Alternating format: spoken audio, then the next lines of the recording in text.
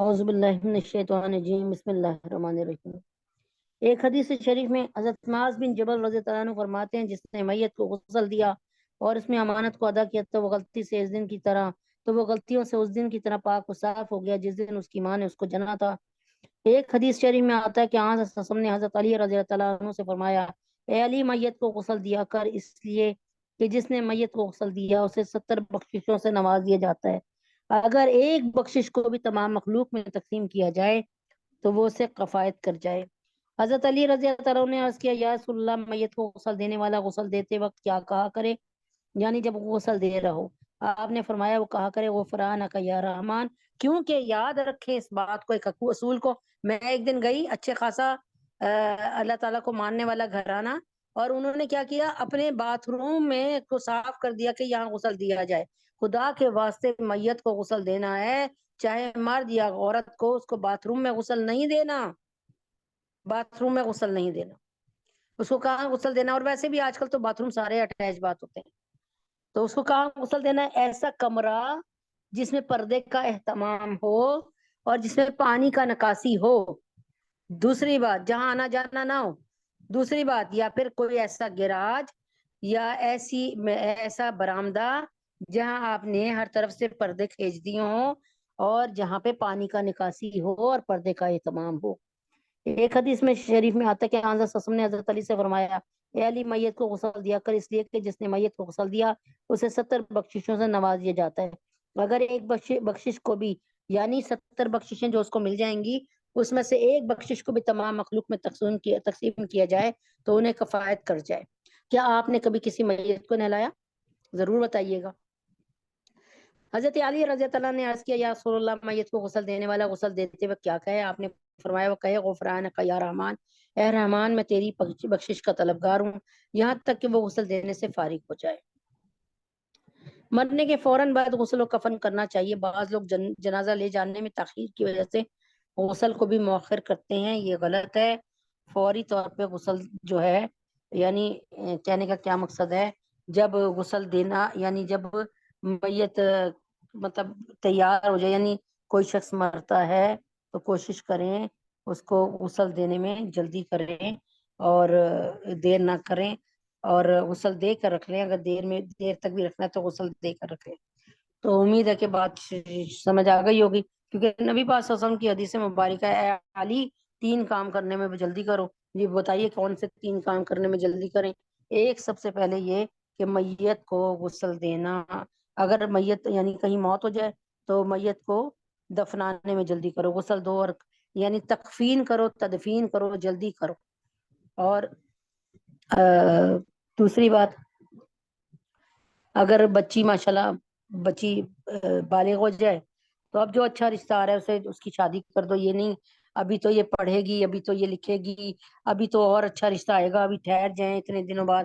یہ دیکھ لیں حضرت محمد صلی اللہ علیہ وسلم نے فرمایا، اور اگر یہ واقعی قانون ہو جائے اور ہم اس کو امپلیمنٹ لے آئیں، واقعی ہم اس پر ہو جائے نا، تو اللہ کے حکم سے ہماری پوری دنیا سے نا، یعنی پورے پاکستان سے زنا ختم ہو جائے۔ چھوٹی چھوٹی بچیاں، ان کی چھوٹی چھوٹی عمر میں شادی کر دی جائے، گھر بس جائے، ہاں اس کے بعد وہ میاں کے ساتھ بیٹھ کے پڑھتی رہے، اس میں کوئی حرج نہیں ہے پڑھنے میں۔ نہ اللہ کے نبی نے اس کو سیکھنے سے اللہ کے نبی نے فرمایا فنون کو سیکھیں، اور فرمایا کہ ہنرمند آدمی، جو میں نے پڑھا، ہنرمند آدمی جو ہے کبھی بھوکا نہیں مرتا۔ تو بھائی یہ فنون ہے، یعنی اللہ کے نبی نے بھی حضرت صحابہ اکرام سے کہا تھا کہ بھائی سلمان فارسی سے فارسی سیکھ لو، زبانیں سیکھنے کو بھی کہا، ورنہ اللہ کے نبی فرماتے کہ یہ تو بھائی دین سیکھو، علم سیکھو بس، اور زبان نہ سیکھو۔ لیکن اللہ کے نبی اکرم صلی اللہ علیہ وسلم کو پتا تھا کہ بھائی جتنی زیادہ زمانوں پہ ہمیں عبور ہوگا اتنی زیادہ اسلام دور دور تک پھیلے گا۔ اب ایک بات یہ کہ میرے سامنے ایک انگریز بیٹھا شراب پی رہا ہے، اب مجھے انگریزی نہیں آتی بالفرض، تو میں اس کو بیچارے کو کیسے منع کروں گی؟ بس اس کو اشاروں سے کہتی رہوں گی نہ پیو نہ پیو۔ آج کل تو دلیل کے بغیر کوئی مانتا ہی کوئی نہیں ہے، جب تک دلیل نہ دو اس کو کہ اس میں کیا، کیوں نہیں پینا، ہمارے نبی نے منع کیا، کیوں نہیں پینا؟ نبی نے اس لیے منع کیا کہ اللہ نے منع کیا۔ اس کا کیا نقصان آتا ہے؟ کہ ابھی سب سے بڑا نقصان تو یہی ہے کہ اللہ کی نافرمانی ہو رہی ہے۔ سب سے بڑا تو جو خالق کا، مالک کا، رازق کا، تمہارا بھی اور میرا بھی۔ تو اس طرح پیار سے وہی سمجھا سکتا ہے جس کے پاس لاجک ہوگی، جس کے پاس علم ہوگا۔ تو بتانے کا صرف مقصد یہ ہے کہ ضرور بے ضرور اپنے بچوں کو ڈاکٹر انجینئر بنائیں، لیکن ساتھ میں شارٹ کورسز ہوتے ہیں جس میں احکام میت کے بھی کورسز ہوتے ہیں، نماز کورس بھی ہوتا ہے، اصلاح قرآن بھی ہوتا ہے، تجوید قرآن بھی ہوتا ہے، جس میں وراثت کورس بھی ہوتے ہیں، جس میں اللہ کے حکم سے زکوٰۃ کورس بھی ہوتے ہیں، اور اس میں اللہ تعالیٰ کے حکم سے سارے کورسز ہو رہے ہیں ماشاءاللہ۔ اور اگر دور کہاں جانا، ہمارے اپنے پینل پہ ہو رہے ہیں، ہمارے اپنے پلیٹ فارم سے ہو رہے ہیں الحمدللہ۔ اور ابھی ہماری ماشاءاللہ جماعت ہے، اس نے نیا ایک سلسلہ شروع کیا ہے، اللہ تعالیٰ اسے کامیاب کرے۔ ہمارے ورکرز لگے ہوئے ہیں، اور ان میں کئی تو بہنیں اتنا ماشاءاللہ سے جرگرم جوشی سے کام کر رہی ہیں کہ خود دیکھ کر دل سے خدا کی قسم دعا نکل جاتی ہے کہ اللہ ان کا حامی و ناصر ہو۔ تو ٹھیک ہے، اللہ کا شکر ہے، دین اسلام آپ کی بھی ذمہ داری اتنی ہے جتنی میری ہے، جتنی میری مینجمنٹ کی ہے، یا جتنی علماء کی ذمہ داری ہے، اللہ کی قسم اتنی ہی ذمہ داری آپ کے بھی ہے۔ آپ اللہ تعالیٰ سے یہ دامن چھڑا کر یہ نہیں کہہ سکتے اللہ پاک تجھے، اللہ پاک میں نے تو اپنے بچوں کو پڑھانا تھا، میں نے تو اپنے بچوں کو گیزیٹڈ آفیسر بنانا تھا، میں نے تو اپنے بچی کو بیٹے کو انجینئر بنانا تھا، میں نے اپنی بیٹی کو ڈاکٹر بنانا تھا۔ اللہ تعالیٰ نے ان کسی بھی چیز سے باخدا مجھے کہیں کوئی حدیث نظر نہیں آتی جس میں اللہ تعالیٰ نے فرمایا کہ ڈاکٹر نہ بناؤ۔ یقین کریں اللہ تعالیٰ کے حکم سے اللہ پاک نے ایک مقام ایسا لے کر آیا کہ جب میری بیٹی کو عالم دین کہتے ہیں کہ آپ عالمہ بن جائیں، اور اس وقت یقین کریں، لیکن اس وقت پھر میں نے علماء سے رجوع کیا کہ اللہ تعالیٰ نے الحمدللہ اللہ کا کرم، اللہ کا فضل کے نمبر اتنے اچھے آئے ہیں، تو میں اس کو ڈاکٹر بنانا چاہتی ہوں۔ اور میرے ذہن میں یہی ہے کہ اللہ تعالیٰ، میری نیت ہی یہی تھی کہ اللہ تعالیٰ ہمارے مجاہدین کی خدمت کرے۔ جہاد تو ہمیشہ جاری رہے گا، اللہ کے نبی نے فرما دیا الجہاد معاذین الی یوم القیامہ، قیامت تک جہاد جاری رہے گا۔ آپ کے سامنے ہے، زیادہ دور کی بات تھوڑی، ابھی تو سال بھی نہیں ہوا کہ جب افغانستان کو اللہ تعالیٰ نے بہت اچھی فتح عطا فرمائی اور امریکہ ناکام و نامراد ہو کر نکلا۔ تو آپ دیکھیں، میں نے یہی کہا اللہ تعالیٰ میری بیٹی بھی مجاہد وہ بنے، مجاہدین کی مدد کرے ڈاکٹر بن کے۔ یہ میری اپنی یہ ہے۔ اب آگے جا کے میرے بچے کتنا اس پر عمل کرتے ہیں، میری سوچ اچھی تھی اور مجھے اس کے سوچ کے مطابق جزا بھی ملے گی، اور امید ہے کہ اللہ پاک میرے بچی کو اسی کام پہ لگا لے اللہ کے حکم سے۔ اللہ سے کوئی بات بعید نہیں ہے، دور نہیں ہے۔ دوسری یعنی اب یہ ہے کہ یہ علماء دین کا فیصلہ تھا جس کو ڈاکٹر بنائے، تو آپ یقین کریں جو بڑے بڑے علماء تھے نا، ان کا فیصلہ تھا کہ اس کو ڈاکٹر بنائے۔ انہوں نے کہا جی عالمہ تو بہت بن رہی ہیں، اقرا روضۃ الاطفال سے ماشاءاللہ سے اللہ پاک نے اس کو بنایا، ان کا عالمہ تو بہت بن رہی ہیں۔ یعنی وہاں سے نکلی، پھر میڈیکل کالج میں اللہ پاک نے اپیئر کیا گورنمنٹ کا، تو کہنے کا انہوں نے کہا کہ بہت ہے ہمارے پاس، عالمات کی کمی نہیں ہے، عالمہ بہت ہے، لوگ بہت عالمہ بنا رہے ہیں، عالم بن رہے ہیں، لیکن آپ ڈاکٹر بنائیے، کیونکہ لیڈی ڈاکٹر بہت مشکل ملتی ہیں۔ جیسے اب آنکھوں کو دکھانا ہے، آنکھوں کے لیے اب آنکھوں کو بھی ہاتھ لگا کے دیکھے گا نا، ناک کو بھی، دانتوں کو بھی، تو لیڈیز ڈاکٹر کم مل رہے ہیں، میل ڈاکٹر زیادہ مل رہے ہیں، تو آپ جو کیا ہے فیمیل ڈاکٹر بنائیں، الحمدللہ رب العالمین۔ یعنی یہ اس لیے جان کے بتایا ہے کہ علماء دین جو ہیں وہ اس کو پریفرنس کرتے ہیں کہ ہمارے بچے انجینئر بنے، ڈاکٹر بنے، ساتھ میں مومن بھی بنے، ان کو پتا ہو کہ حرام کیا ہے حلال کیا ہے، نماز کے وضو کن چیزوں سے ٹوٹ جاتا ہے اور کن چیزوں سے بن جاتا ہے۔ ابھی ایک بچی نے میرے سے کیا سوال کیا، شاید وہ سن بھی رہی ہو، اس نے کہا آنٹی میں نے وضو کیا، نہیں میم، وہ کہہ رہا ہاں مجھے، آنٹی میں نے وضو کیا، اور وضو کرنے کے بعد نا میں ذرا لیٹ گئی اور میرا دوپٹہ اتر گیا، اب بتائیں میرا وضو ہے یا نہیں؟ میں کہا بھائی کیا بات کرتی ہو، یہ دیکھیں نا، حالانکہ وہ پڑھ رہی سن رہی ہوگی، میرے خیال میں وہ ایم فل کر رہی ہے کیمسٹری میں غالباً، مجھے یاد نہیں آ رہا، اچھا خاصا پڑھ رہی ہے ماشاءاللہ، یونیورسٹی میں جاتی ہے۔ اور سوال سن کے میرا دل کرے میں اپنا سر واقعی کہیں جا کے مار۔ پھر میں نے اس کو بتایا مختصر سا، میں نے کہا بیٹا ایک چھوٹی سی بات عرض کر دیتی ہوں، اگر روزے کی حالت میں کوئی چیز منہ میں جائے گی، معدے میں جائے گی، اور روزہ ٹوٹ جائے گا، ٹھیک ہے، روزہ ٹوٹ جائے گا، یعنی کھانے پینے میں، باقی تو آپ کو پتہ ہے نا، کوئی شہوت ہو یا شراب، مطلب کوئی غلط کام ہو، وہ تو الگ ہے روزہ توڑنے کے لیے، لیکن میں نے کہا وضو تب ٹوٹے گا جب آپ کی کوئی چیز جسم سے باہر نکلے گی، جس میں پیشاب بھی آ سکتا ہے، ریا بھی آ سکتی ہے، اور خون بھی آ سکتا ہے، تو روزہ توڑنے کے لیے تو میں نے بتایا کہ اس طریقے سے روزہ ٹوٹ جاتا ہے، یعنی روز اس طریقے سے وضو ٹوٹتا ہے۔ وضو میں کوئی چیز باہر نہیں آنی چاہیے جسم سے، سمجھ آ رہی ہے؟ اور روزے میں کوئی چیز اندر نہیں جانا چاہیے. موٹی موٹی چیز سمجھا دیں، اس پر میں آپ پھر میں سے بحث کریں نہیں جی اس سے بھی روزہ ٹوٹ جاتا ہے، اس سے بھی وضو ٹوٹ جاتا ہے. میں تو آپ کو چھوٹی سی ایک چیز مثال دے کے بتا رہی ہوں کہ وہ ربٹ ہے جو کہہ رہی ہے اتر گیا اس سے وضو ٹوٹ گیا. تو میری پیاری بہنوں، علم حاصل کر لیں، بہت ضروری ہے، ورنہ پوری زندگی ایسے ہی ہوگا جیسے وہ ایک بزرگ کے ساتھ ہوتا رہا جو کہہ رہے تھے کہ میں نے سب سے اچھا وضو، سب سے اچھی زندگی میں نے گزاری ہے، میں نے اللہ کو بہت تابعداری میں زندگی گزاری. اور جب پوچھا کہ بھائی، جب ان کو پتا چلا کہ میں وضو کیسے کرتا، غسل کیسے کرتا تھا جب ناپاک ہوتا تھا، وہ کہتے تھے میں اپنی ناک کو پکڑ کے اچھی طرح میں نہر میں چھلانگ لگا دیتا تھا. اچھا، میں تو اتنا اچھا نہاتا تھا، بعد میں پتا چلا ناک میں پانی ڈالے بغیر تو غسل نہیں ہو سکتا. تو روتے تھے کہ میں نے اتنی نمازیں پڑھی، میں نے اتنے روزے رکھے، اس کا مطلب سارے غلط ہو گئے. ایک ذرا سا اصول نہیں پتا تھا، سارے روزے پر، ساری نمازوں پر کلی پھر گئی، سب پر. وہ تو اللہ تعالیٰ کوئی کر دے معاف تو معاف کر دے، لیکن بہرحال وہ تو نہانے سے پاکی نہیں ہوئی ان کی. ناک میں پانی جانا شرط ہے، منہ میں کلی کرنا، اچھی طرح غرارے کرنا شرط ہے. تیسرا، پورے جسم پر پانی ڈالنا ایسے کہ آگے پیچھے کوئی جگہ خالی نہ رہے، یعنی کوئی سوکھی نہ رہے، جسم کا ایک ایک پور پور گیلا ہو. اور پھر اللہ تبارک تعالیٰ کے حکم سے یہ ہے 3 چیزیں جو غسل کی فرض ہیں. بسم اللہ الرحمن الرحیم. ما کان محمد ابا احد من رجالکم ولکن رسول اللہ وخاتم النبیین وکان اللہ بکل شیء علیما. اس میں بتائی چکی ہوں کہ جب نبی اکرم صلی اللہ علیہ وآلہ وسلم نے اپنے لیپ پالک بیٹے زید بن حارثہ، جب اللہ تعالیٰ ان کو لیپ پالک بنایا تو اس وقت لیپ پالک کی بڑی زبردست رسم تھی. ہر تیسرا بندہ کسی نہ کسی کو اپنا بیٹا بیٹی بنا کے رکھے ہوا ہے. تو اللہ کے نبی نے بھی وہ رسم چل رہی تھی، بنا لیا خوش ہو کر زید بن محمد، کہ اس نے زید بن حارثہ نے اپنے باپ کے اور چچا کے ساتھ جانے سے انکار کیا، میری غلامی کو پسند کیا، آزادی کو نہیں پسند کیا. آپ نے کہا سے تو میرا بیٹا. تو اللہ تبارک تعالیٰ کے حکم سے پھر زید بن حارثہ کو آزاد کر دیا. جب آزاد کر دیا تو اپنی سگی پھوپھیزاد بہن سے زینب بنت جہش سے ان کا نکاح کر دیا، جبکہ زینب بنت جہش بھی خلاف تھی اور حضرت عبداللہ بن جہش ان کے بھائی بھی خلاف تھے، یعنی نبی پاک صلی اللہ علیہ وسلم کی پھوپھیزاد بہن بھی خلاف تھی، پھوپھیزاد بھائی بھی خلاف تھے، دونوں کزن خلاف تھے.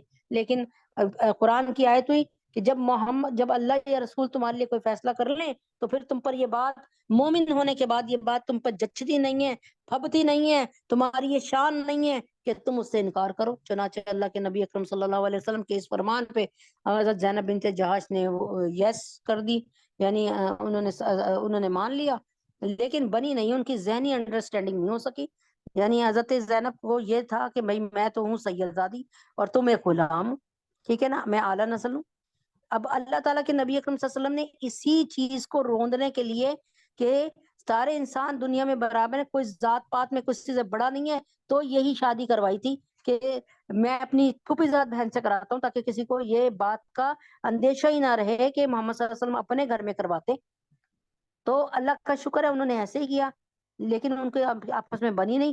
اب نبی پاک صلی اللہ علیہ وسلم کو یہ پچھتاوا ہو رہا تھا، یہ بات ہو رہی تھی کہ یہ شادی میرے کہنے سے ہوئی ہے. اب زینب بنت جہش جو کہ ایک آزاد کردہ غلام کی بیوی ہے، اب تو ان کو کوئی شرفا کی جماعت میں سے کوئی ان سے شادی نہیں کرے گا. تو بھئی یہ تو ایک غلام کی بیوی ہے، یہ تو ہمارے قابل ہی نہیں ہے. اس زمانے میں بہت زیادہ یہ غلام پرستی وہ ہوتی تھی، تو ہم پرستی، اور یہ غلام کو کچھ سمجھتے نہیں تھے. چنانچہ حضرت محمد صلی اللہ علیہ وسلم نے اس رسم میں بد کا بھی خاتمہ کیا کہ یہ سوچا کہ اگر میں کر لوں شادی سے زینب بنت جہاز سے تو انشاءاللہ اس کے آنسو خشک ہو جائیں گے، یعنی اس کی کمپنسیشن ہو جائے گی، اس غم کا مداوع ہو جائے گا. لیکن آپ نے سوچنے لگے کہ لوگ کیا کہیں گے. ادھر اللہ نے فرمایا محمد صلی اللہ علیہ وسلم آپ لوگوں سے ڈرتے ہیں، حالانکہ یہ میرا حکم آ گیا آپ کو، لیکن آپ کے ذہن میں یہ آ رہا ہے کہ لوگ کیا باتیں بنائیں گے. اور ساتھ میں کہہ دیا کہ دنیا میں جتنے بھی نبی آئے وہ میری اطاعت، جو میرا حکم ہوتا تھا اس کو بس ایسے مانتے تھے، ایسے نہیں کیا. یعنی انہوں نے، اللہ نے فرمایا ہر نبی نے یہی طریقہ اختیار کیا کہ میری مان کے چلا بس. اب تو اللہ تعالیٰ کے حکم سے دونوں باتیں اب سمجھ آ گئیں. کیا باتیں سمجھ آئیں؟ کہ اللہ تبارک تعالیٰ نے یہ بات بتا دی کہ بھائی یہاں پر ایک بات سمجھا دی کہ جہاں بات آ جاتی ہے اللہ کی وہاں پہ چون چرا کرنے کی ضرورت نہیں ہے. 1,24,000 یا 1,00,000، میں کہتی ہوں 1,00,000 کیونکہ میں نے باب العقائد میں 1,00,000 پڑھا تھا، لیکن پھر لوگ بحث کرنے لگتے ہیں تو پھر میں کہتی ہوں چلیں 1,24,000 انبیاء ہوں گے. ہمارے پاس انبیاء کی جو تعداد ہے وہ 22 یا 25 ہے بس، جو قرآن سے ہمیں ملتی ہے. بار بار ابراہیم علیہ السلام کا ذکر آتا ہے، آدم علیہ السلام کا ذکر آتا ہے، موسیٰ علیہ السلام کا ذکر آتا ہے، عیسیٰ علیہ السلام کا ذکر آتا ہے، محمد مصطفیٰ صلی اللہ علیہ وسلم کا ذکر آتا ہے، یا پھر کیا کہتے ہیں حود علیہ السلام کا آتا ہے، یا لوط علیہ السلام کا آتا ہے، یا شعیب علیہ السلام کا آتا ہے، یا ہارون علیہ السلام کا آتا ہے. یعنی ہمارے پاس تو گنے چنے نبیوں کے ذکر آ رہے ہیں، گنے چنے نبیوں کے ذکر آ رہے ہیں، یعنی 22 کے قریب 25 کے قریب. اس سے اور یہ بھی اس میں بھی جو 22-25 کہہ رہی ہوں نا، اس میں بھی صادق اور صدوق کو ملا کے اور دوسرے اور جو تفسیر میں ہے نا، تفسیر میں ان نبیوں کو بھی ملا رہی ہوں، ساتھ ان رسولوں کو بھی ملا رہی ہوں. تو بہرحال کہنے کا صرف اتنا سا مقصد ہے کہ کہنے کا اتنا سا مقصد ہے کہ اللہ جب ہم سے فرشتوں کی تعداد پوچھی جائے تو ہم کہیں گے اللہ ہی جانتا ہے، نبیوں کی تعداد پوچھی جائے ہم کہیں گے اللہ ہی جانتا ہے. یعنی بہت سی ایسی چیزیں ہیں، کروڑوں چیزیں ایسی ہیں جسے اللہ نے اپنے پردہ غیب میں چھپایا ہوا ہے. سمندر میں کتنی مچھلیاں ہیں، سب کی نسلیں کیا ہیں، رنگت کیا ہے، کیا کھاتی ہیں، کیا پیتی ہیں، بچے دیتی ہیں، انڈے دیتی ہیں. ہم میں سے ساری کوئی دنیا کا بندہ، کوئی دنیا کا بندہ جو ہے نا وہ یہ دعویٰ کرے کہ میں پوری سمندر کی مخلوقات کو جانتا ہوں تو میرے خیال میں شاید وہ جھوٹ ہی بول رہا ہوگا یا پھر اس نے بہت ریسرچ کی ہو. ایک بات. دوسری بات یہ کہ اگر ہم یہ سوچیں کہ کتنے جنگلات ہیں اور جنگلات میں کتنے کتنے جانور ہیں، یہ سب کے سب بھائی اللہ تبارک تعالیٰ جانتے ہیں، ان پر بحث نہیں کرنی ہوتی. بلکہ نبی پاک صلی اللہ علیہ وسلم یہی کہتے ہیں واللہ عالم، اللہ جانتا اور اللہ ہی جانتے ہیں، بس ہمیں نہیں پتا. اور یہی لوگ جو ہے سلف و صالحین کا طریقہ ہے کہ وہ ان بحثوں میں نہیں پڑتے کہ بھائی نبی کتنے آئے یا گئے یا رسول کتنے تھے، نبی کتنے تھے. ہاں رسولوں کی تعداد 313 میں نے بھی پڑھی کئی جگہ، تو کہ صرف 313 رسول تھے. ہر رسول وہ ہوتا ہے جس کو کتاب ملے، چاہے وہ کتاب کی شکل میں ملے یا نوٹس کی شکل میں ملے، ٹھیک ہے، صحیفے کہلاتے ہیں وہ. تو بہرحال اس پر کوئی بحث نہیں ہے. یہ چیزیں ملائکہ کی تعداد ہونا، فرشتوں کی تعداد ہونا، یہ تو بھائی جس نے بنایا ہے وہی جانے. یہ والا علم تو علم سے معذوری ہے، ہمیں نہیں اس کا پتہ اتنا. ہاں جیسے مقرب فرشتے 4 ہیں وہ پتہ ہے ہمیں کہ مقرب فرشتے 4 ہیں، یعنی اس پر ہماری ریسرچ اتنی نہیں ہے. اور میرے خیال میں کوئی دنیا میں نہیں بتا سکتا کہ اتنے ہیں بھائی، اتنے 1,00,000 اتنے ہیں. یعنی کوئی بھی اس میں کہیں بھی کوئی بھی جو ہے اٹکل پیچو کے تیر مارے گا، یعنی ادھر ادھر کی ہانکے گا، صحیح والی بات کوئی بھی نہیں کرے گا. نماز کا وقت بہت تیزی سے پیچھے آ رہا ہے. کہاں 7:12 اور 15 پہ نماز مغرب کی ہوتی تھی، اب تقریباً 6:30 بجے ہو رہی ہے. تو میرے پاس دعا سمیت یہی 10-15 منٹ ہے، تو شروع کرتے ہیں اللہ تعالیٰ کے نام سے. اللہ تعالیٰ انتہائی رحمان اور رحیم ہے. میں آپ کو حقوق مصطفیٰ بتا رہی ہوں، منیر الوی صاحب جو کہ میرے استاد محترم ہیں ان کی لکھی ہوئی، کہ اللہ تعالیٰ کے نبی اکرم صلی اللہ علیہ وسلم نے آپ کو ایک ایک طریقہ بتا دیا کہ میرا بندہ دھوکہ نہ کھا لے. ارے موزے کو پہننے کا طریقہ ہے، موزہ جھاڑ لے پہن لے، ارے جوتے کو جھاڑ لے، بائیں ہاتھ سے جھاڑ. گندی چیزوں کو استعمال کرنا ہے تو یعنی جوتوں کو استعمال کرنا ہے، طہارت کرنا ہے، لوٹے کو پکڑنا ہے، یعنی لوٹے کو تو دائیں ہاتھ سے، یعنی طہارت کرنی ہے تو بائیں ہاتھ سے پکڑو. موزوں کو پکڑنا ہے، جوتوں کو پکڑنا ہے، بائیں ہاتھ سے پکڑو. ناک کو صاف کرنا ہے، بائیں ہاتھ سے صاف کرو. یعنی کوئی گندی چیز پکڑنی ہے تو بائیں ہاتھ سے، اور کوئی صاف ستھری چیز پکڑنی ہے، پیسے جب لو اور دو تو دائیں ہاتھ سے لو، ٹھیک ہے، کیونکہ آپ کو پتا رزق ہے یہ، ٹھیک ہے. تو یہاں پر آگے چلتے ہیں.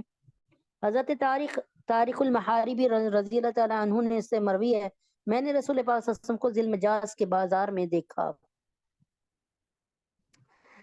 میں نے ذی المجاز کے بازار میں دیکھا، آپ یہ فرماتے تھے اے لوگوں لا الہ الا اللہ کہو فلا پا جاؤ گے.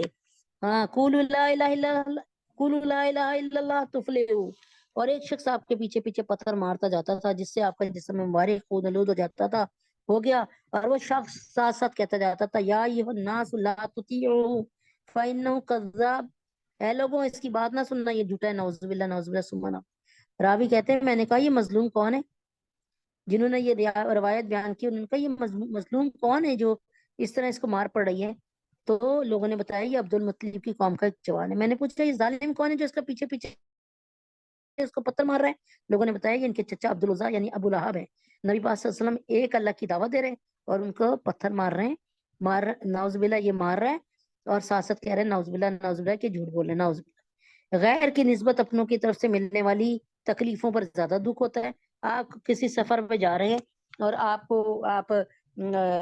کی چھینٹ سے کسی کے کپڑے خراب ہو گئے، اب وہ آپ کو گالی دے رہا ہے، ٹھیک ہے، آپ کو احساس ہوگا یار آپ نے غلط کیا ہے تو گالی پڑ رہی ہے، لیکن یہی گالی اگر کوئی آپ کا چچا ماما تایا دے دے، یعنی آپ کا اپنا دے دے، تو آپ کو زیادہ شاق گزرے گی، آپ کی طبیعت پہ بھاری گزرے گی۔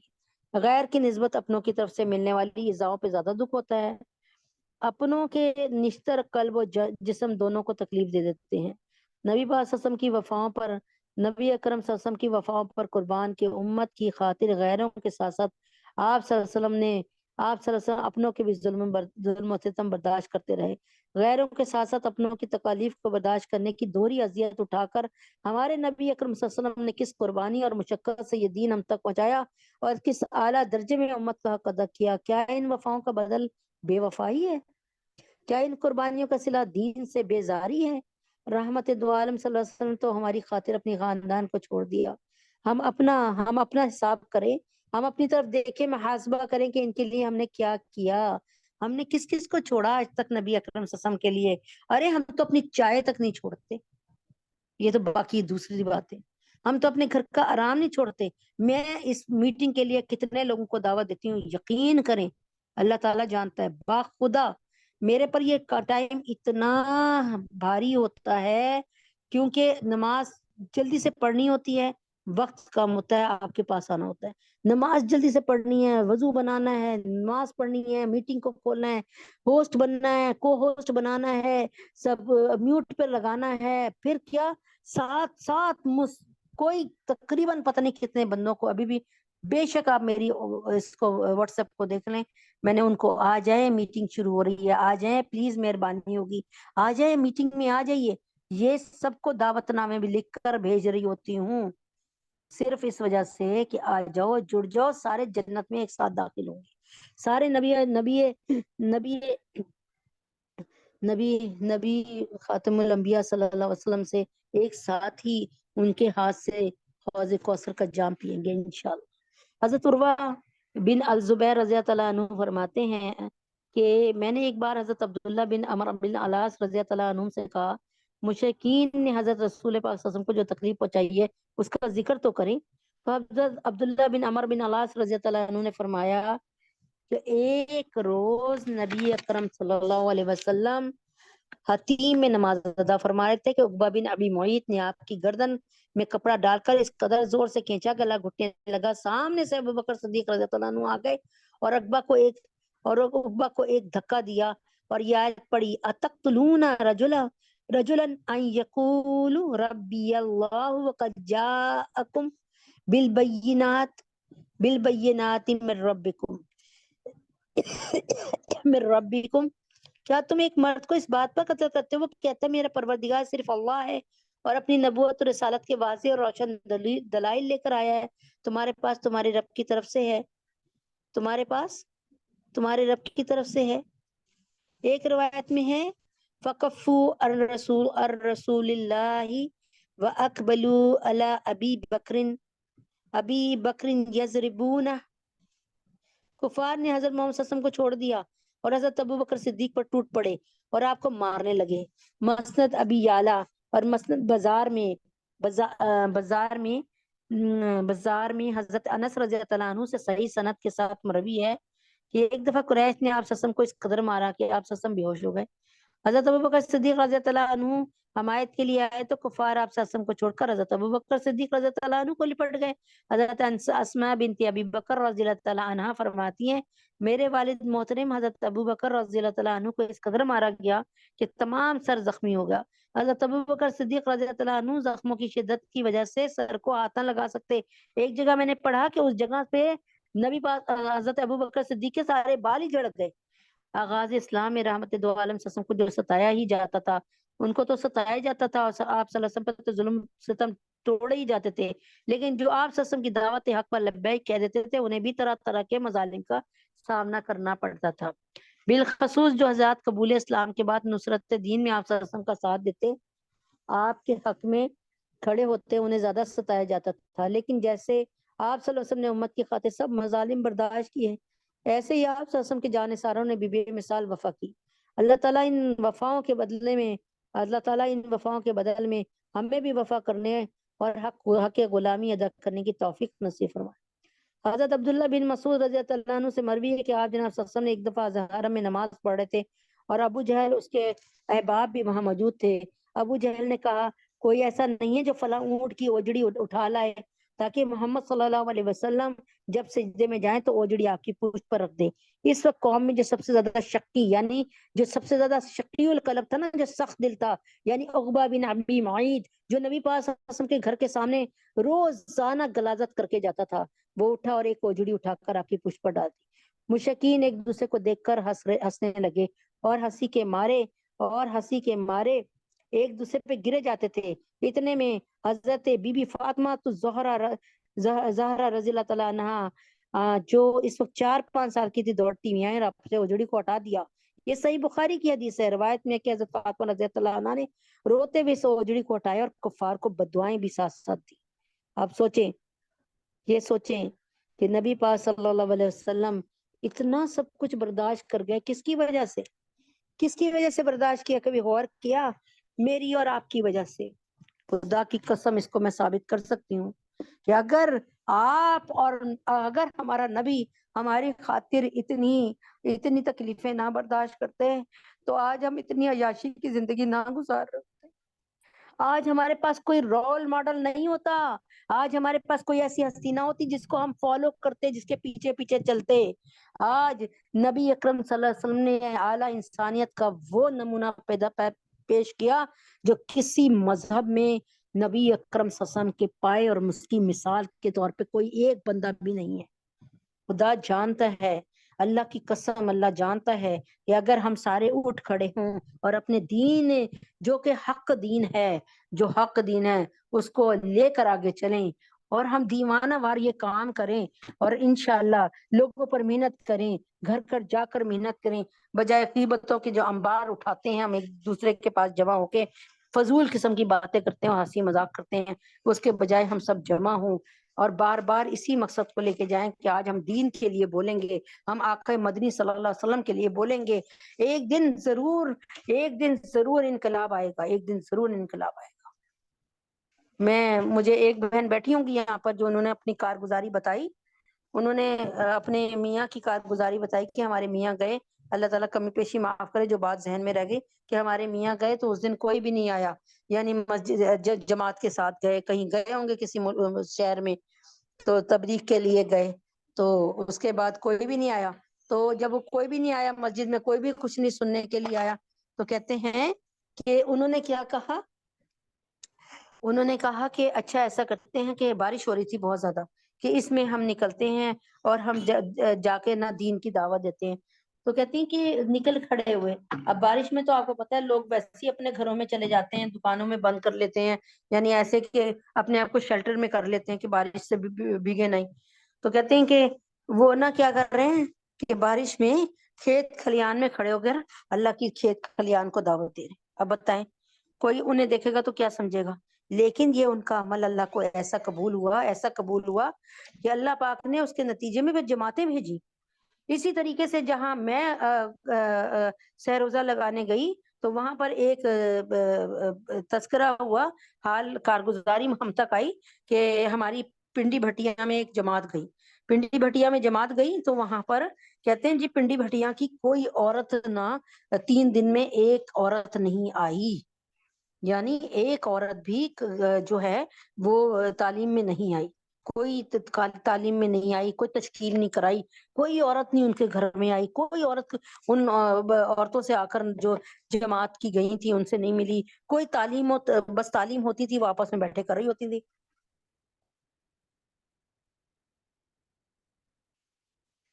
کہتے ہیں یہ جماعت تقریباً 40 دن کی تھی یا 15 دن کی تھی۔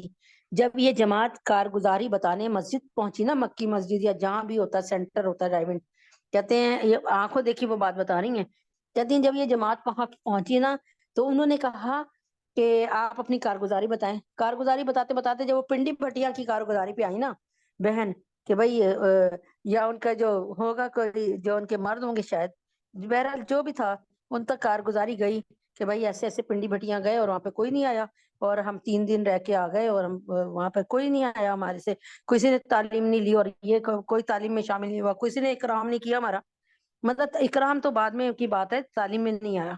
تو آپ یقین کریں وہ یہ کہہ کر بیٹھی ہیں تو ایک عورت اٹھی وہاں پہ اور کہتی ہیں اللہ جانتا ہے کہ آپ کے جانے کے بعد ہمیں ہمارے دلوں میں اتنی ندامت ہوئی، ہم اتنے پریشان ہوئے، ہم آپس میں جمع ہو کر اتنا روئے کہ ہماری جماعت ہمارے محلے سے آ کر خالی ہاتھ چلی گئی اور یہاں سے جماعت نہیں نکلی۔ ہم نے روتے روتے عہد کیا اور ہم سارے کے سارے جماعت کی شکل میں نکلے، ہم اتنی عورتیں اور اتنے مرد جماعت میں نکلے۔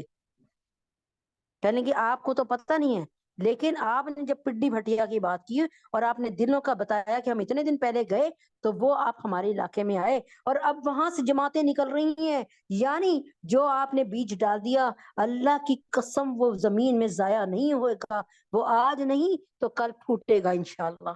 اللہ ہماری آواز کو گلی گلی نگر نگر لے جائے، اللہ تعالی ہمارے اس بولنے کو، ہمارے اس سننے کو، اللہ ہماری اس محنتوں کو، خاص طور پہ میں اپنی تو کچھ بھی نہیں، میرے مامنین کی جو محنت ہے نا انتھک محنت، ان میں سے کچھ ایسی عورتیں ہیں جس کا دل کرتا ہے میرا کہ میں نام لے لے کے بتاؤں، لیکن پھر میں اس وجہ سے نہیں بتاتی کہ کہیں اس سے فتنہ نہ کھڑا ہو جائے۔ ایسے ہر مقام پہ وہ عورتیں کام کر رہی ہیں، خدا کی قسم میں اکثر رینڈملی اپنے گروپ دیکھتی ہوں، میرے گروپ تقریباً 20-25 ہوں گے، اللہ کمی پیشی کو معاف کرے، تو میں جب دیکھتی ہوں نا اس میں کام تو پھر میرے دل سے ایک آواز آتی ہے کہ یار میں تم لوگوں کو کچھ نہیں دے رہی اور نہ دے سکتی ہوں، لیکن اللہ تعالیٰ کے ہاں تمہارا بہت بڑا مقام ہے اور اللہ تمہیں ضائع نہیں کرے گا۔ میں اللہ سے کہتی ہوں اے اللہ اپنی جناب سے ان کو ان تمام محنتوں کا صلہ دنیا میں بھی عطا فرما اور آخرت میں بھی عطا فرما، اور اس ساتھ دعا کرتی ہوں کہ اللہ پاک ان کی اولاد کو ان کا حصہ فرما، ان کے گھروں کو جنت کا نمونہ بنا۔ اور اس وقت میرے دل سے ایسی دعا نکل رہی ہوتی ہے کہ مجھے اپنی دعا کو اگر میں یاد کر کے ابھی بتاؤں تو میں نہیں بتا سکتی، اس وقت میرا دل، میرا دماغ، میری جسم کا ایک ایک حصہ ان کو دعا دے رہا ہوتا ہے۔ تو امید ہے کہ آپ میری کسی بات کا برا نہیں مانیں گی اور اس نیکی کے کام میں ہمارا ساتھ دیں گی انشاءاللہ۔ اللہم صلی علی محمد وعلی آل محمد کما صلیت علی ابراہیم وعلی آل ابراہیم انک حمید مجید۔ اللہم بارک علی محمد وعلی آل محمد کما بارکت علی ابراہیم وعلی آل ابراہیم انک حمید مجید۔ ربنا آتنا فی الدنیا حسنۃ وفی الآخرۃ حسنۃ وقنا عذاب النار۔ ربنا ظلمنا انفسنا وان لم تغفر لنا وترحمنا لنكونن من الخاسرین۔ رب اغفر ورحم وانت خیر الراحمین۔ اے اللہ، اے میرے پیارے اللہ، ربنا لا تزغ قلوبنا بعد اذ ہدیتنا وهب لنا من لدنک رحمہ انک انت الوہاب۔ اے اللہ اپنے حبیب پاک صلی اللہ علیہ وسلم کے طفیل میں دائرہ اسلام میں رہتے ہوئے ہمیں اس دنیا سے جانا نصیب ہو یا اللہ، دائرہ اسلام سے دور نہ کرنا۔ اے اللہ اپنے من پسند لوگوں میں ہمارا شمار کر لیجئے۔ اللہ جتنی بہنیں سن رہی ہیں، جو بعد میں سنتی ہیں ریکارڈنگ کو، اللہ ان سب کی جان مال ایمان میں برکت عطا فرمائے۔ یا اللہ ان سب کو اس دنیا میں بھی جنت عطا فرما، اللہ آخرت میں بھی جنت عطا فرما۔ اے اللہ ان کے گھروں میں ایسا سکون عطا فرما کہ اللہ تبارک تعالیٰ رزق کی تنگی کو ان پر ختم کر دیجئے، رزق کی فراوانی کو طیب طاہر رزق عطا فرما دیجئے۔ یا اللہ ان کو اور میرے بچوں کو صاحب ہدایت بنا دیجئے۔ یا اللہ ہمارے گھروں میں جو ہماری بچیاں ان کے لیے نیک بر عطا فرما دیجئے۔ یا اللہ پاک جب ہم رات کو لیٹے سونے کے لیے تو اے اللہ ہمیں نیند کے لیے نہ ترسانا۔ اے اللہ اللہ تبارک تعالیٰ ایمان کے ساتھ اور زندگی کے ساتھ بہترین اور بھرپور نیند عطا فرمانا۔ اے اللہ جب ہم پیاسے ہوں تو ہمیں پیاس کے لیے نہ ترسانا۔ اے اللہ جب ہم بھوکے ہوں تو کبھی ہمیں بھوک کے لیے نہ ترسانا۔ اے اللہ بہت سے مریض ایسے ہیں جن کو پانی کی شکل میں ڈرپ لگی ہوئی ہے، اور جن کو کھانے کی خوراک کی نالی لگی ہے، اور اللہ جنہوں نے کئی سال سے روٹی نہیں چبا کر کھائی۔ میرے اللہ تیرا بہت شکر ہے کہ ہم روٹی کو چبا کے کھا رہے ہیں۔ اے اللہ پاک تیرا بہت شکر ہے کہ کھانے کے ساتھ نمکین کے ساتھ میٹھا بھی کھلا رہا ہے تو، اللہ کھانے کے ساتھ پھل فروٹ بھی کھلا رہا ہے تو، اللہ ہمیں اپنا شکر گزار بنا، اللہ ہمیں اپنا شکر گزار بنا، ہمیں صبر کرنے والوں میں شامل کروا۔ اللہ ہم سب کے گناہوں کو معاف فرمائیے، ہم سب کی خطاؤں کو درگزر فرمائیے۔ ربنا ربنا آتنا من لدنک رحمتا وہیئ لنا من امرنا رشدا۔ اے اللہ ہمارے گناہوں کو معاف فرمائیے۔ یا اللہ جیسے اصحاب کہف کی مدد فرمائی تھی اور ان کو 309 سال سلا دیا اور ظالم بادشاہ سے بچا لیا، ظالم لوگوں سے بچا لیا، بھوک پیاس سے بچا لیا، دھوپ سے گرمی سے بچا لیا، میرے اللہ ان کو پتہ ہی نہ چلا 309 سال گزر گئے۔ اے اللہ ہمیں بھی ہماری زندگیوں کا جو آخری وقت رہ گیا ہے، ہر مشکل سے، ہر پریشانی سے، ہر بلا سے، ہر وبا سے، ہر قسم کے دکھ سے، ہر قسم کی تکلیف سے، ہر بیماری سے ایسے ہی اصحاب کہف کی طرح بچا لیجیے۔ اللہ تبارک تعالیٰ آپ کے لیے تو کچھ بھی مشکل نہیں۔ آپ نے وہ اپنی کتاب لکھی، نازل فرمائی، جس میں آپ نے شروعات میں کہہ دیا کہ اس پر کوئی شک نہ کرے، اور اس میں جتنے بھی آپ نے اپنے معجزے بتائے، اللہ سائنس، ماڈرن سائنس کوئی ایک معجزے کو بھی نہ مانے اے اللہ، لیکن ہم مسلمان باحیثیت مسلمان مانتے ہیں کہ آپ نے یہ سب کچھ کیا۔ آپ نے بحیرہ کلزم کو پھاڑا، آپ نے کوہ طور کو اٹھا کے بلند کیا، آپ نے پہاڑ سے اونٹنی 40 ہاتھ کی جسامت کی نکالی۔ اللہ اس سے بھی زیادہ کوئی ہو تو وہ بھی ہم مانتے ہیں۔ اللہ تجھے تیرے نبی کا واسطہ ہے، ہمارے بچوں کو بھی، اللہ ہمارے بچوں کو، ہماری نسلوں کو، ہماری اولادوں کو اپنے سینے سے لگا کر ان کی حفاظت فرما دے، ان کی تربیت ایسی فرما دیجئے جیسے کہ آپ نے ننھے یوسف کی تھی، ننھے محمد صلی اللہ علیہ وسلم کی تھی، اور ننھے عیسیٰ علیہ السلام کی تھی۔ اللہ تبارک تعالیٰ باپ کا سایہ نہ ساتھ ہو تو اولاد بگڑ جاتی ہے، لیکن اللہ بغیر باپ کے ماشاءاللہ ماشاءاللہ، اللہ ہمارے نبی پاک صلی اللہ علیہ وسلم کی تربیت دیکھنے والی مثالی کردار، حضرت یوسف علیہ السلام کے سامنے زلیخا پیش ہوئی، لیکن مثالی کردار کہ آپ نے زلیخا کو دیکھنا پسند نہ کیا۔ حضرت عیسیٰ علیہ السلام اپنی ماں کی کس قدر وفادار اور پیار کرنے والے تھے، میرے اللہ کس نے تربیت کی، آپ نے کی۔ ہمارے بچوں کی، ہماری نسلوں کی، قیامت کی صبح تک آنے والی نسلوں کی حفاظت فرمائیے، ہم سب کے گناہوں کو معاف فرمائیے، ہم سب کی خطاؤں کو درگزر فرمائیے۔ اس سال ہم سب کو زیارت حرمین شریفین کی توفیق عطا فرمائیے۔ یا اللہ ہمارے تینوں حرم کی حفاظت فرمائیے، یا اللہ ہمارے تینوں حرم کی ایسے حفاظت فرمائیے کہ کبھی بھی کوئی غیر مسلم، یہود، ہنود، نصارہ، مجوسی، صابی اور قادیانی ہمارے حرم میں قدم نہ رکھ سکے۔ اے اللہ کوئی ایسا بندوبست فرمائیے۔ یا اللہ جو بے اولاد ہے ان کو نیک نرینہ اولاد عطا فرمائیے۔ یا اللہ سنبل کو، ماریا کو، ماریانس کو، ایلیا محسن کو، ڈاکٹر انم کو، عائشہ، سونیا، رقیہ باجی جان کو اللہ نیک نرینہ اولاد عطا فرمائیے۔ یا اللہ احمد کو، نعمان نواز صاحب کو بہترین روزی عطا فرما دیجئے۔ یا اللہ جو لوگ پیپر دے رہے ہیں، دینے والے ہیں، دے چکے ہیں، ڈاکٹر ہمنا، ڈاکٹر عمیر، فاطمہ اور حفصہ، ندا اور عظما، ان کو بہترین اچھی، اور اللہ جتنی بھی عورتیں یہاں پہ ہیں ان کے بچوں کو اور ان سب کو، ان کے میاں کو، ان کے گھر والوں کو دنیا اور آخرت کے امتحان میں، ہر امتحان میں مجھے اور میرے گھر والوں کو، اور اللہ میرے سے جڑے ہوئے ہر رشتے کو، اے اللہ دنیا اور آخرت کے ہر امتحان میں، اللہ قیامت کی صبح تک اور قیامت کے بعد بھی دنیا اور آخرت کے ہر امتحان میں 100% نمبروں سے کامیابی عطا فرمائیے۔ اہلیہ اعظم شہناز اہلیہ عاشق کو اللہ اپنا گھر عطا فرمائیے۔ یا اللہ تمام جتنے بھی لوگ سن رہے ہیں، یا اللہ ہماری مینجمنٹ کے تمام افراد، یا اللہ جس طرح سے وہ کام کر رہے ہیں ان سب کو اللہ صحت کاملہ عاجلہ مستمر عطا فرمائیے۔ یا اللہ جتنے بھی سن رہے ہیں ان سب کو، اور اللہ تعالیٰ ندیم بھائی کو، تمام علماء اسلام، تمام علماء جہان، تمام علماء ہند اور پاکستان، یا اللہ مفتی تقی عثمانی صاحب، مفتی حسن صاحب کو، اللہ پیر ذوالفقار نقشبندی صاحب کو، ہمارے حضرت جی کو، مولانا فضل الرحیم صاحب کو، اللہ تبارک تعالیٰ، یا اللہ جتنے بھی علماء کرام ہیں ہمارے ان سب کی حفاظت فرمائیے، اور ان کو زندگی صحت تندرستی عطا فرمائیے، صحت کاملہ عاجلہ مستمرہ عطا فرمائیے۔ نازیہ اندلیب طلحہ اور اشفاق صاحب، عبداللہ علیہ حسین، شازیہ عائشہ معظم، نازیہ جہانگیرہ، محمد عمران اور مومنہ عائشہ جنید، حمزہ نازیہ کو اللہ صحت کاملہ عاجلہ مستمرہ عطا فرما دیجیے۔ حمزہ کی جو تکلیف ہے دور فرما دیجیے۔ مومنہ ایک چھوٹی سی بچی ہے، اس کو صحت کاملہ عاجلہ مستمرہ عطا فرمائیے۔ اس کے بدن میں جو کمی ہے، جو بیماری ہے، اس کو دور فرمائیے۔ یا اللہ ہمارے عبداللہ جو ہے اس کا حفظ قرآن آسان فرمائیے۔ یا اللہ ہماری ایک بہن ہے اور بہت پریشان ہے، ان کی پریشانی کو دور فرمائیے، ان کا اقامہ ایسا سکون، پرسکون اور برکت والا اقامہ عطا فرمائیے۔ یا اللہ جو بچیاں گھر میں بیٹھی ہیں، شادی کے قابل ہو چکی ہیں اور اللہ پاک نکاح کی عمر تک پہنچ چکی ہیں، ان کے لیے نیک بار نیک در عطا فرمائیے، نیک زوج عطا فرمائیے۔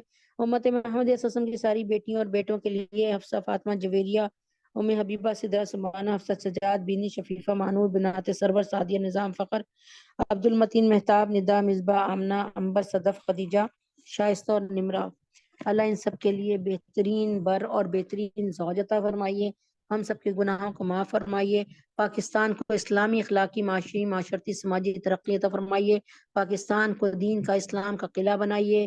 یا اللہ میرے گھر کو اور آپ ان سب کے گھروں کو اللہ اپنے حبیب کے طفیل میں، یا اللہ اسلام کا مصباح بنائیے، اسلام کا قلعہ بنائیے۔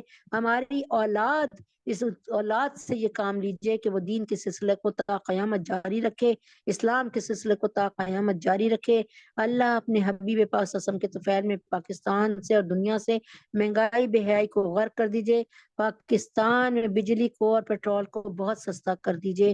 یا اللہ دنیا کی ایمان کی نعمت کے ساتھ دنیا کی تمام نعمتوں کو جاری و ساری فرما دیجئے۔